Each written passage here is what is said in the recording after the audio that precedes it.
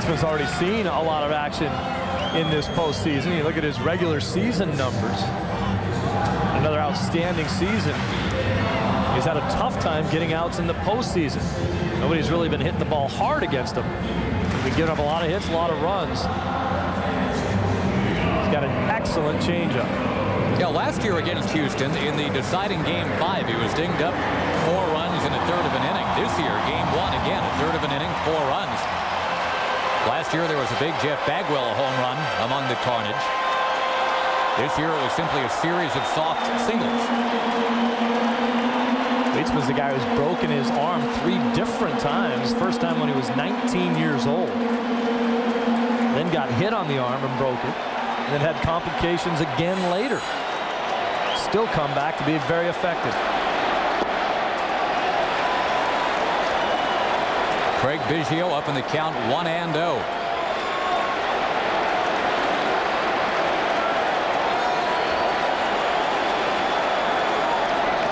Talked about the leg kick of Craig Biggio and the difference in his swing over 2 seasons ago.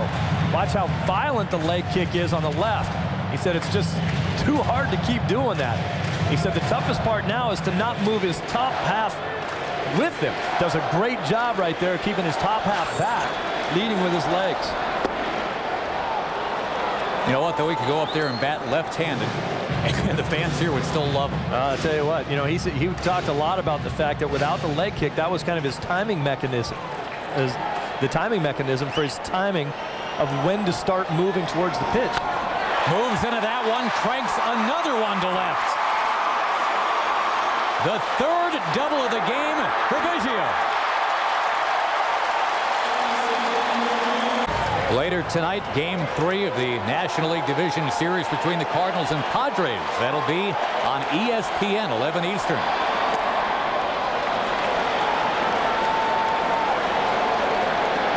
Willie Taveras.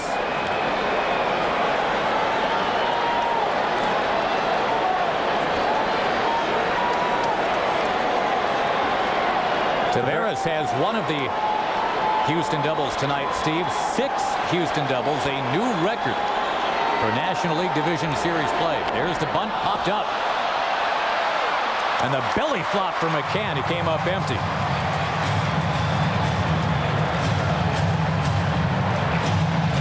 Well, Taveras once again trying to drag his way on here in a sacrifice situation.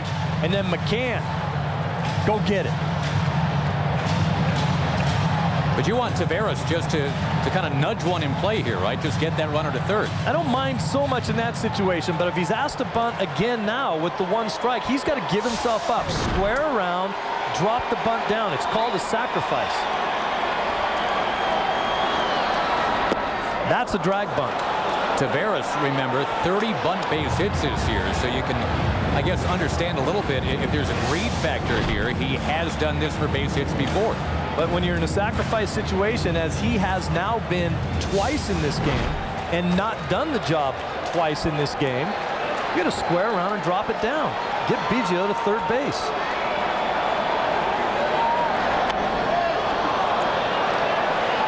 Loops it right near that dugout. It stays 1-2.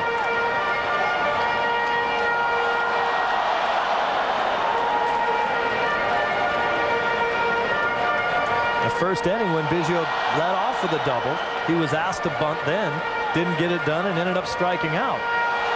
Didn't move the runner over. You got Berkman and Ensberg and Lamb coming up behind you to try to drive in that run. It's a lot easier to do it from third base. Got it done. Yes, he did. And now the Atlanta Braves are really in a spot here. They are down 3-2, bottom 7, and the ultimate situational guy comes in, John Foster, the lefty, to turn around Lance Berkman. First and third, and nobody out. Base hit left field. 4-2.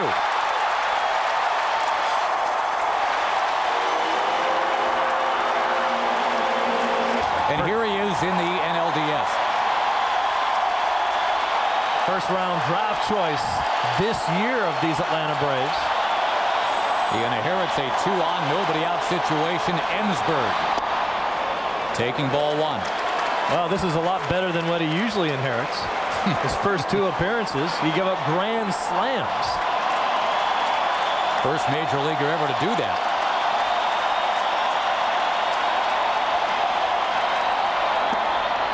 Paints the corner, 1-1.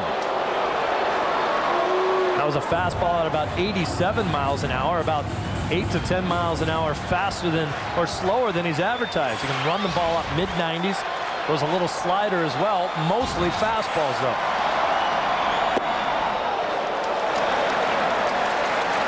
What a spot to put a 22-year-old kid in. Brad Lidge, remember, is a closer for Houston. In theory, if this game favors Houston after 8, a lot of people figure it's over. Got to keep it close here if you're Joey Devine. But Ensberg to left. Will drop it in the corner. Safe at third, another Houston double.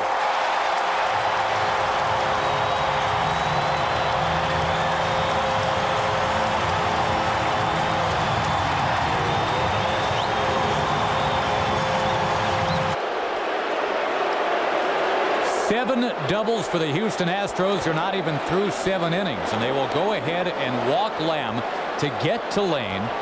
And you've already discussed what's happened Grand Slam-wise in the brief Major League career of Joey Devine.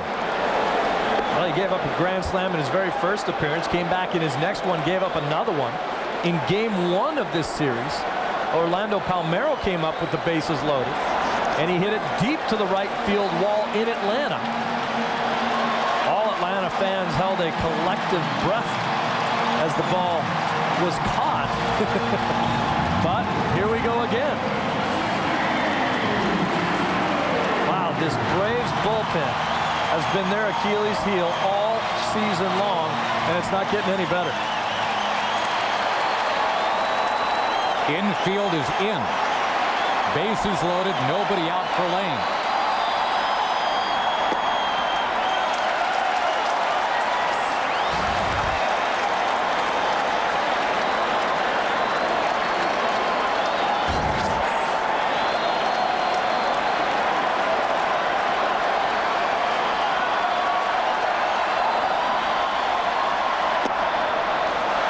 Boy, it takes some moxie to throw that pitch, doesn't it? Bases loaded. A guy with 26 home runs up there.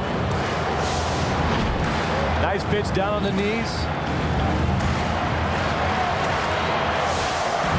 If you're Lane, you're saying, whoo, give me a chance. Spooned in the air, right side. The fans wishing it out of play, and they get their wish.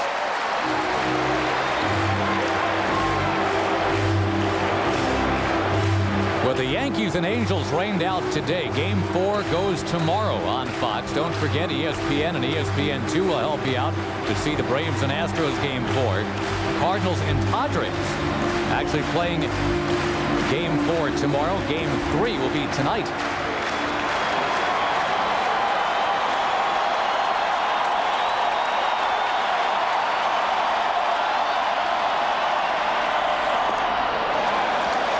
Blocked by McCann. It is still a 5-2 game. The base is still loaded here, and still nobody out.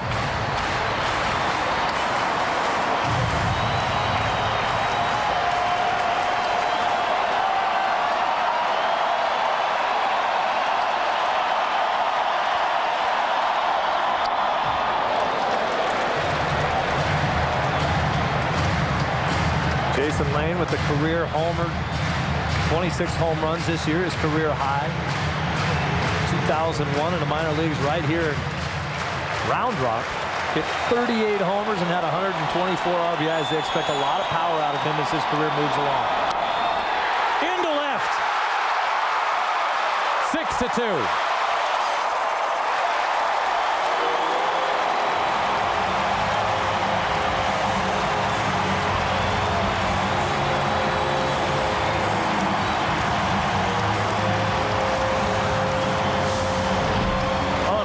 For a call is about 5'6". He catches this ball, gets up as high as he can, just can't quite snag it.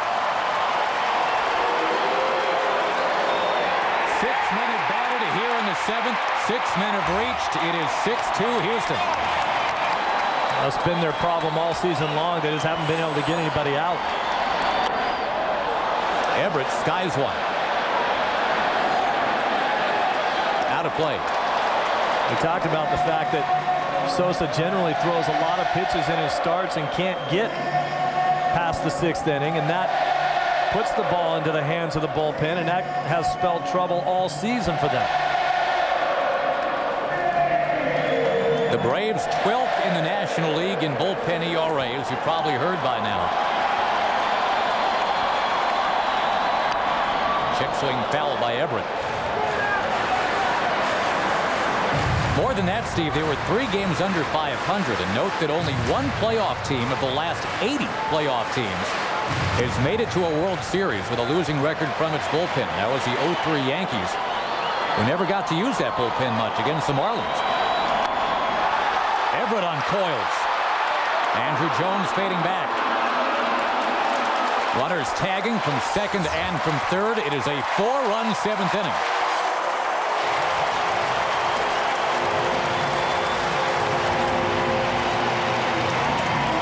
Mercifully, the first out of the 7th inning.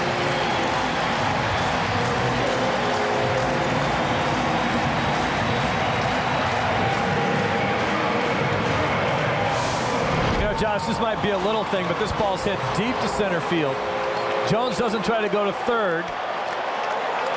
Lane was tagging up from first on that play. He goes hard into second to keep the double play in order and to keep his team somewhat in this game.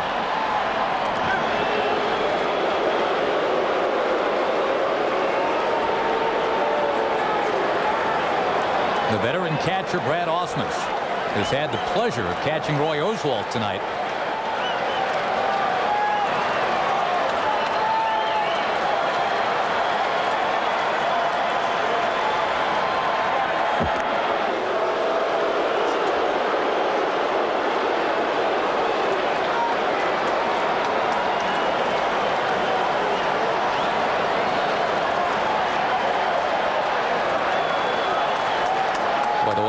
Just heaved that heavy sigh. I think he speaks for a lot of Atlanta fans right now. This is some kind of inning. 4 runs in. Lowry, remembers a guy who pitched in San Francisco. They released him. Picked up by the Braves. Spent some time in Richmond. Got 30 innings in the big league level here for the Braves. Did a nice job for them.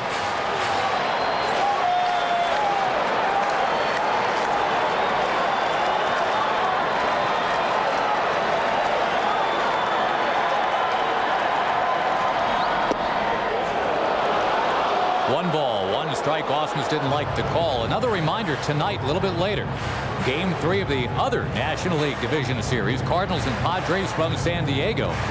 That game will be on ESPN starting at 11 Eastern.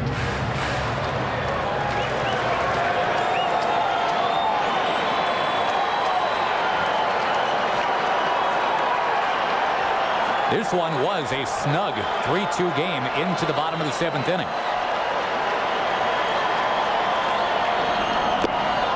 Is chasing.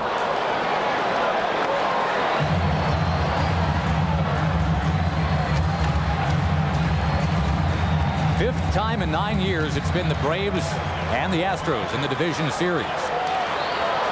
And in the last 2 now, last year and this year, Houston took game 1, Atlanta took game 2. Tapper right side. They get one out there. Fire back. Got him. Double play.